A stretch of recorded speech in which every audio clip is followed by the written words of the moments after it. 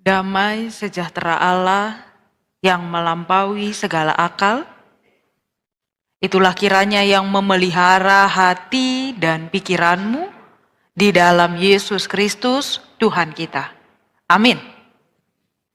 Selamat hari Minggu, Bapak Ibu, Saudara-saudari, Minggu ke-24 setelah Trinitatis. Dan Bapak Ibu, Saudara-saudari, Evangelium bagi kita pada minggu ini dengan tema memberi dari kekurangan dari 1 Raja-Raja 17 ayat 7 sampai dengan ayat yang ke-16. 1 Raja-Raja 17 ayat 7 sampai dengan ayat yang ke-16.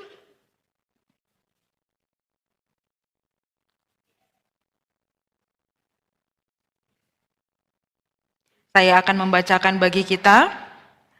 Tetapi sesudah beberapa waktu sungai itu menjadi kering, sebab hujan tiada turun di negeri itu.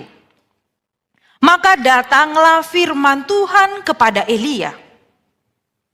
Bersiaplah, pergi ke Sarfat, yang termasuk wilayah Sidon, dan diamlah di sana. Ketahuilah, aku telah memerintahkan seorang janda untuk memberikan engkau makan. Sesudah itu ia bersiap, lalu pergi ke Sarfat.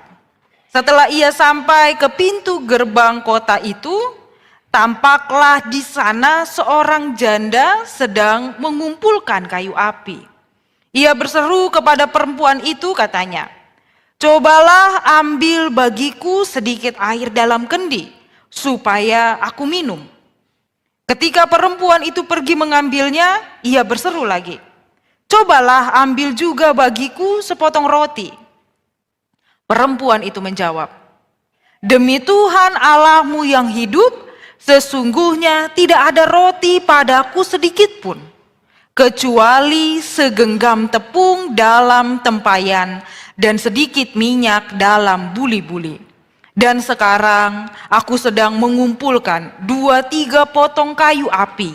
Kemudian aku mau pulang dan mengolahnya bagiku dan bagi anakku. Dan setelah kami memakannya, maka kami akan mati." Tetapi Elia berkata kepadanya, "Janganlah takut, pulanglah. Buatlah seperti yang kau katakan, tapi buatlah lebih dahulu bagiku sepotong roti bundar kecil daripadanya, dan bawalah kepadaku. Kemudian barulah kau buat bagimu dan bagi anakmu. Sebab beginilah firman Tuhan Allah Israel. Tepung dalam tempayan itu tidak akan habis, dan minyak dalam buli-buli itu pun tidak akan berkurang sampai pada waktu Tuhan memberi hujan ke atas muka bumi." Lalu pergilah perempuan itu dan berbuat seperti yang dikatakan Elia.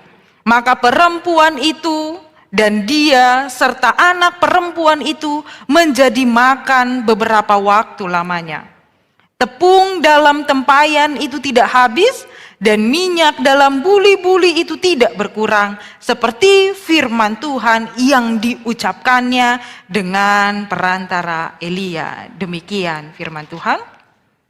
Bapak Ibu, Saudara-saudari, firman Tuhan bagi kita pada minggu ini sangatlah benar-benar aktual. Mengapa saya katakan aktual? Karena pada masa saat ini, semua orang di zaman ini menginginkan adanya kesempurnaan, menginginkan keistimewaan. Rasanya senang sekali jika dianggap menjadi orang yang spesial atau orang yang istimewa. Ajakan dari firman Tuhan pada minggu ini mengajak kita untuk mencoba memperbaiki cara kita memandang dunia, tentang kehidupan dan diri kita sendiri. Bahwa pada saat ini benar ada ancaman, mungkin ada tantangan yang dihadapkan di dalam kehidupan kita tentang kemauan atau ego kita untuk selalu diberi makan. Beri makan diri saya tentang banyak hal. Maka semua orang berbondong-bondong untuk mengumpulkan bagi dirinya sendiri, memberi bagi dirinya sendiri, atau dalam sinonimnya hampir mengarah kepada serakah. Banyak orang yang mungkin berpikir mengumpulkan bagi dirinya sebanyak-banyaknya hingga cenderung mengarah pada sikap serakah. Atau mungkin sewenang-wenang untuk kepentingannya sendiri. Mengambil sebanyak-banyaknya untuk kepentingannya sendiri. Tetapi pada minggu ini, di dalam zaman yang mengajak orang pada egosentris, pada sikap mengumpulkan bagi dirinya, kita diingatkan bahwa kita adalah orang-orang beriman.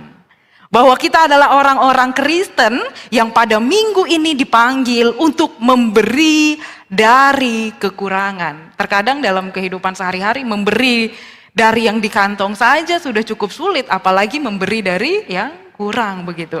Tetapi tantangan ini adalah suatu tantangan yang mendukung, yang pada minggu ini menjadi kekuatan bagi kita orang beriman. Bahwa pada minggu ini kita diajak untuk memberi dari kekurangan seperti yang dilakukan Elia. Bahwa Elia memperlihatkan adanya perjuangan, adanya usaha, adanya melawan kepada arah-arah yang membawa pada kehancuran atau ketidakadilan. Dan ia setia pada panggilan Tuhan untuk melakukannya di dalam kehidupan nyata saat ini. Bapak Ibu Saudara-saudari, jika kita mau kembali membaca kitab 1 Raja-Raja ini, kita melihat bahwa Elia benar-benar hidup di dalam penderitaan. Bahwa ia harus menghadapi lawan yang begitu hebat, yaitu raja. Seorang raja yang bernama Raja Ahab. Tetapi Elia bertindak bukan karena sikap atau pemikiran yang bodoh begitu, tetapi ia bertindak karena ia punya iman. Tuhan memelihara hidup orang yang beriman. Bahkan ketika ia berada di dalam kekurangan. Demikianlah panggilan bagi kita. Bahwa panggilan menjadi suatu hal yang harus dilakukan bahkan di dalam keadaan yang sulit sekalipun. Kekurangan, ketidakberdayaan, keterbatasan tidak menjadikan setiap orang yang percaya untuk menjadikan itu alasan untuk tidak lagi melakukan perintah Tuhan.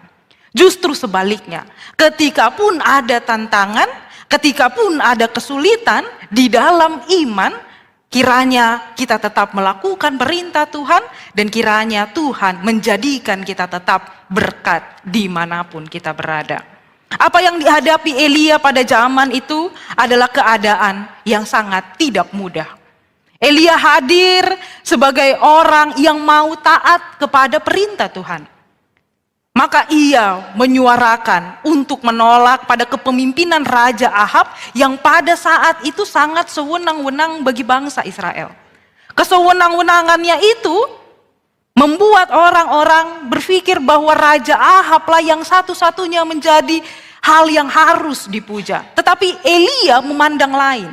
Bahwa Allah Israel yang memelihara mereka, hanya Allah itulah yang patut mereka sembah dan taat kepadanya. Maka jangan berhenti menyembah Allah meskipun engkau diperhadapkan di dalam penderitaan. Dan itu menjadi jawaban dari Ahab. Dan itu jawaban dari Elia. Sehingga Nabi Elia melawan dan menyatakan bahwa Allah Israel adalah Allah yang benar. Dan itu nyata diperlihatkan di dalam kehidupannya.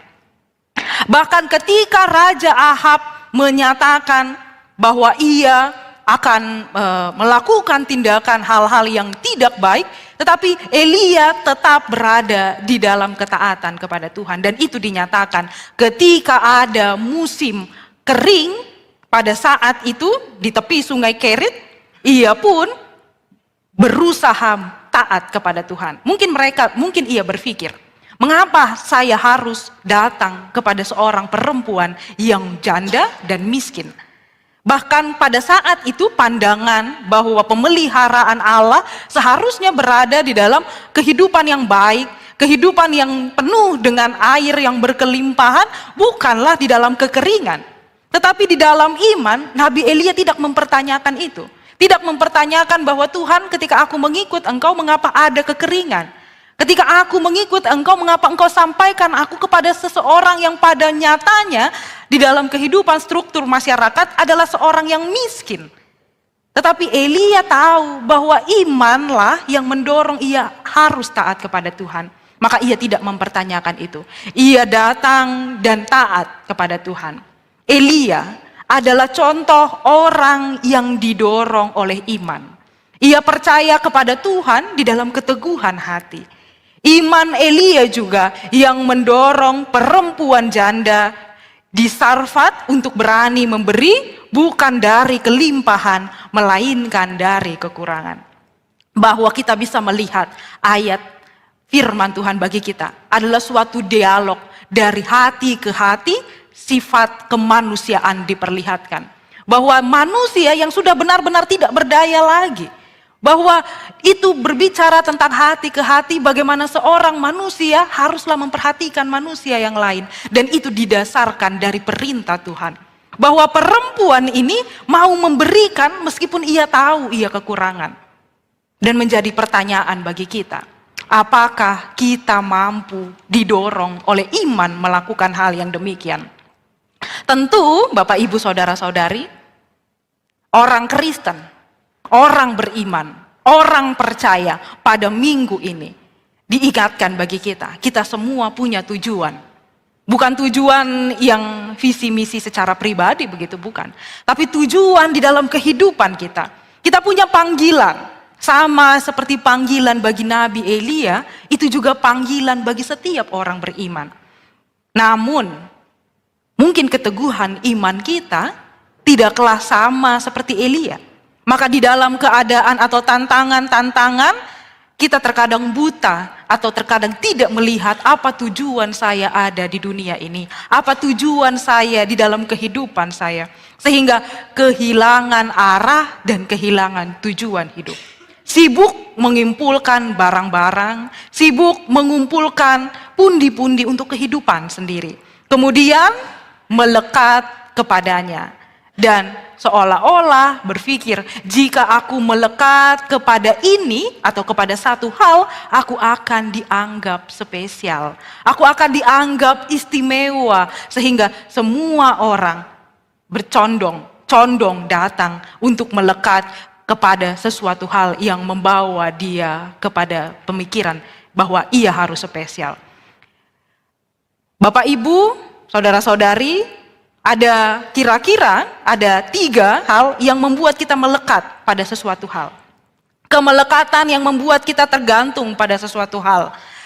Kemelekatan yang membuat kita hilang keyakinan kepada Tuhan. Dan kemelekatan yang membuat kita kehilangan arah dan tujuan. Yang pertama yaitu ketika tantangan pada zaman ini membawa manusia melekat pada pujian. Setiap orang suka dipuji. Setiap orang suka untuk disanjung. Dan pujian dianggap, apakah pujian adalah suatu hal yang negatif? Tentu tidak. Pujian membawa orang lain untuk menjadi semangat dan percaya diri. Namun ketika pujian menjadi satu-satunya yang membuat ia merasa berharga, maka itu menjadi suatu pertanyaan. Pujian dianggap menjadi suatu bentuk bahwa ketika sudah dipuji, ada kesempurnaan di dalam diri. Pujian dianggap bahwa ketika sudah dipuji, akan rasalah senang, dan ketika ia menolong orang lain, yang ia harapkan adalah pujian itu sendiri. Maka setiap orang berlaku baik, berlaku untuk menolong orang lain, karena ia melekat pada apresiasi dan pujian dari orang lain. Maka ketika tidak mendapatkan pujian, ketika tidak mendapatkan apa yang dia inginkan, ia merasa bahwa aku belum dihargai. Aku belum mendapatkan apa yang sepatutnya aku dapatkan. Maka pada minggu ini, kita diajak untuk melepaskan kemelekatan kita.